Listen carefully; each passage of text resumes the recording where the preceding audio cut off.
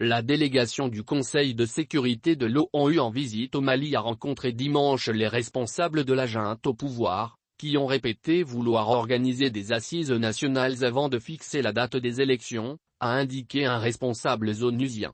Les autorités de transition maliennes affichent ouvertement leur volonté de reporter les élections présidentielles et législatives prévues le 27 février, dont la Communauté des États d'Afrique de l'Ouest, CEDEAO, exige la tenue à la date fixée. Le Conseil de sécurité de l'ONU veut également un respect des délais électoraux et un retour à un pouvoir civil, après les deux putschs d'août 2020 et de mai 2021, sur fond de violences djihadistes et communautaires.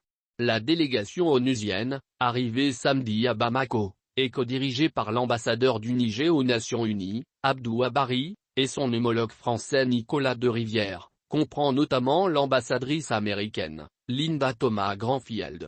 Ses membres ont rencontré dimanche le président de transition, le colonel Assimi Goïta, puis le premier ministre Tchogel Kokala Maïga, après des entretiens dans la journée avec des représentants de la société civile et des groupes armés signataires de l'accord de paix d'Alger de 2015. Les autorités maliennes que nous avons rencontrées nous ont parlé des assises nationales de la refondation comme une sorte de préalable aux élections.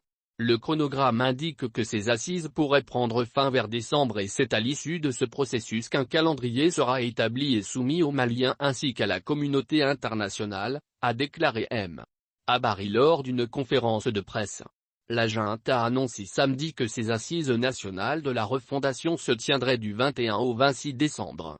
Si on ne peut pas avoir d'objection pour les réformes, il ne faudrait pas retarder de façon prolongée la fin de la transition et la possibilité pour les Maliens et les Maliennes de choisir démocratiquement les personnes qui vont prendre en charge la destinée de leur pays, a souligné M.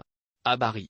Le colonel Goïta nous a exprimé que la transition n'est pas là pour perdurer et que les Maliens iront aux élections aussitôt que les conditions seront réunies. Le Premier ministre Maïga a déclaré, lors de la rencontre avec la délégation de l'ONU devant la presse, que pour son gouvernement, la sécurité occupe naturellement l'ordre des priorités le plus élevé. Comment battre campagne dans des contrées affectées par l'insécurité, assurer la pleine participation des citoyens sans le préalable de la sécurité.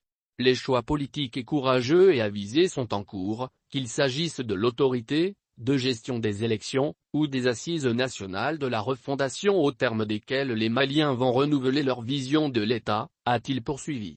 La délégation onusienne doit rendre compte de sa mission au Conseil de sécurité.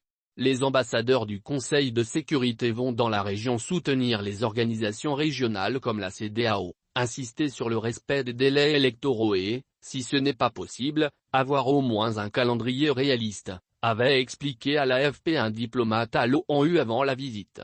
Après le Mali, la délégation du Conseil de sécurité s'est rendue dimanche au Niger voisin.